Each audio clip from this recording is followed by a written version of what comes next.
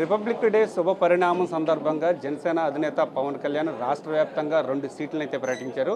ఉమ్మడి తూర్పుగోదావరి జిల్లాలో రాజానగరం, రాజోలు 2 స్థానాలని కూడా మేము పోటీ చేయబోతున్నాం అని చెప్పి జనసేన అధినేత పవన్ కళ్యాణ్ అయితే ప్రకటించారు. అయితే రాజానగరం నియోజకవర్గంలో బత్తుల బలరామకృష్ణకు సంబంధించి ఆ వర్గం అంతా కూడా సంబరాలు చేసుకుంటున్న పరిస్థితి అయితే నెలకొంది. ప్రస్తుతానికి బత్తులు మనతో పాటు ఉన్నారు. వారిని అడిగి మరింత సమాచారం తెలుసుకునే ప్రయత్నం చేద్దాం.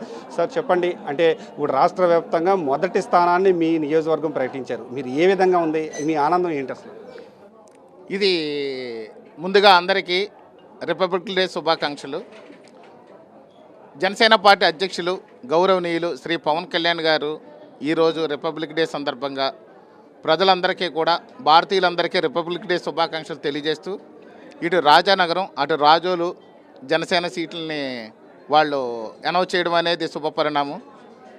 ఇది రాజానగరం నియోజకవర్గంలో జనసేన నాయకులు, కార్యకర్తలు, జన సైనికులు, వీర మహిళలు సమిష్టిగా పోరాటం చేయడం వల్ల పార్టీకి ఇక్కడ బాగా బలపడడం వల్ల ఖచ్చితంగా వారి మంచి రిపోర్ట్లు ఇక్కడ ఏం జరుగుతుందనేది పూర్తి స్థాయిలో రిపోర్ట్లు తీసుకుని ఇక్కడ ఇప్పటి వరకు 38,000 మంది పార్టీలో జాయిన్ అవ్వడం చూసి 27,000 మంది క్రియాశీలక సభ్యత్వాలు తీసుకోవడం చూసి ఇక్కడ పరిస్థితులు, సమస్యలు, ప్రజల సమస్యలు ఏదైతే ఉన్నాయో సమస్యల పట్ల మేము చేస్తున్న పోరాటం చూసి, అదేవిధంగా ప్రజా సమస్యలు ఏమేమి ఉన్నాయో ఇక్కడ మంచి పరిపాలన ఎవరైతే ఇవ్వగలరో అనే విషయాన్ని బాగా దృష్టిలో పెట్టుకుని వారు రిపోర్ట్లను పూర్తి స్థాయిలో పరిశీలించిన మీదట రాజానగరం అనేది జనసేన గడ్డగా వారు వర్ణిస్తూ ఈరోజు సీట్ అనౌన్స్ చేయడం జరిగింది.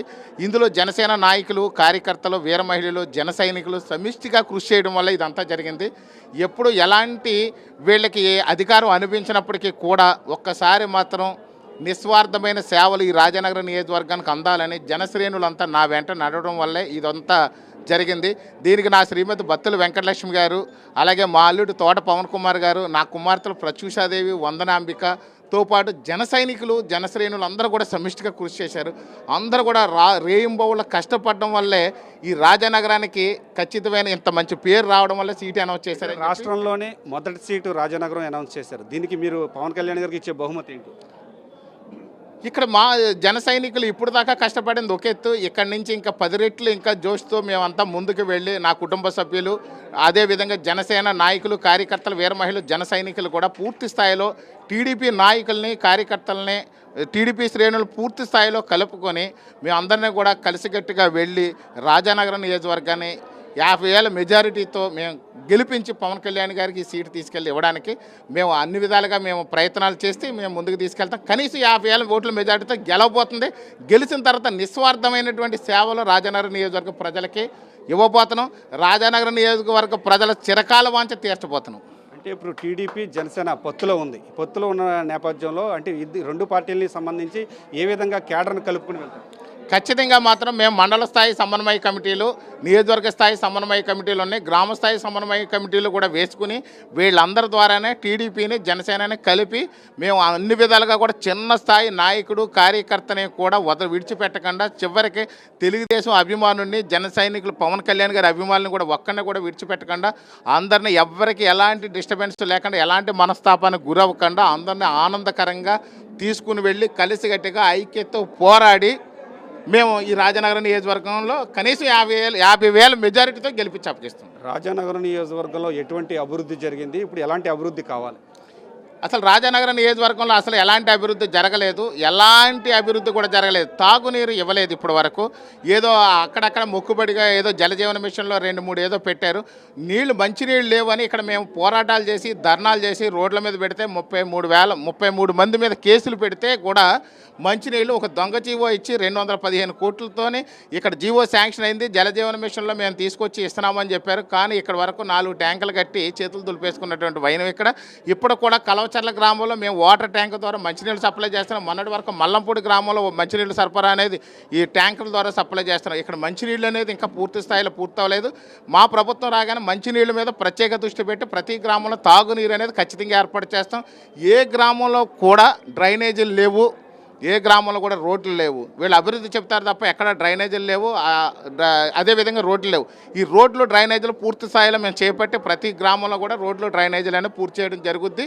అదేవిధంగా వీధి లైట్ల సమస్య చాలా ఎక్కువ ఉంది. వీధి లైట్ల సమస్యను కూడా మేము తీరుస్తాము.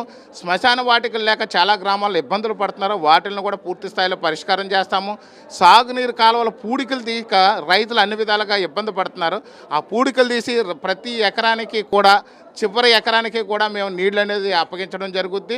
అదేవిధంగా చూస్తే ఇక్కడ వైద్యానికి పెద్దపీట వేయలేదు, వీళ్ళు ఎలాంటి వైద్య సదుపాయాలు లేవు, అంబులెన్సులు కూడా తిరగనటువంటి పరిస్థితి ఉంది.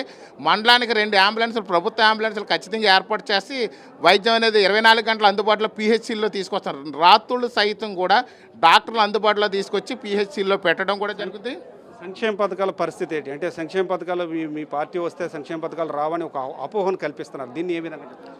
అది వైసీపీ వాళ్ళు పన్నే కుట్ర తప్ప ఏమి లేదు. ఇప్పుడున్న సంక్షేమ పథకాల కంటే కూడా ఉన్నాయి కొనసాగిస్తూ ఇంతకంటే మంచి పథకాలు మేము ప్రవేశపెట్టడం జరుగుద్ది. అంతేకాకుండా ఇప్పుడున్న దానికంటే కూడా మెరుగైన విధానంతో మేము ఈ సంక్షేమ పథకాలను కొనసాగిస్తాం. అదేవిధంగా ఇంకా అర్హులైన వాళ్ళు చాలామంది మిగిలిపోయారు, వాళ్ళకు కూడా మేము ఇస్తాము. ఒంటరి మహిళలు ప్రత్యేకించి ఈ ప్రభుత్వం దూరంగా పెట్టింది, వాళ్ళకి ఇస్తాము. ఇంకా ఇంట్లో కొంతమందికి కొన్ని చోట్ల పెన్షన్లు అనేది పూర్తి స్థాయిలో అందలేదు, వాటిని కానీ ఇళ్ల స్థలాల విషయాల్లో కానీ ఖచ్చితంగా మాత్రం ప్రజలకు మేము అందజేస్తాం. ఇంకా మెరుగైన విధానం ద్వారా అర్హులందరికీ ఖచ్చితంగా అందజేస్తాం. గతంలో వాళ్ళు చేసింది ఏంటంటే ఇప్పుడు వరకు చేస్తున్నది వాళ్ళ నాయకులకు మాత్రమే ఇచ్చుకున్నారు. అలాంటి పరిస్థితుల్లో మేము పార్టీ కులం మతం ఇలాంటి భేదాలు లేకుండా ఖచ్చితంగా ప్రతి వ్యక్తికి కూడా అర్హుడా కాదనేది ఒక్కటే సిద్ధాంతంతో ముందుకెళ్ళి అందరికీ కూడా ఏ విధమైన సరే పక్షపాతం లేకుండా నిష్పక్షపాతంగా ప్రతి గడపకి కూడా ప్రతి వ్యక్తికి కూడా అర్హులైన వాళ్ళకి పథకాలన్నీ ఖచ్చితంగా అమలు చేస్తామని ఈ సందర్భంగా తెలియజేస్తాం. అయితే రాజానగరం నియోజకవర్గంలో జన సైనికులు వీర మహిళల మీద నమ్మకంతో పవన్ కళ్యాణ్ గారు రాష్ట్రంలో మొదటి స్థానాన్ని అయితే మాత్రం రాజానగరం నియోజకవర్గం ప్రకటించడం జరిగింది. ఈ నియోజకవర్గంలో సుమారు 50,000 మెజారిటీతో గెలిపించి పవన్ కళ్యాణ్కి బహుమతిగా ఇస్తామని చెప్పి బత్తులు బలరామకృష్ణ చెప్తున్నారు. ఇది ఇక్కడ పరిస్థితి. కెమెరా పర్సన్ చైతన్యతో సతీష్, 10 టీవీ, రాజానగరం నియోజకవర్గం నుండి.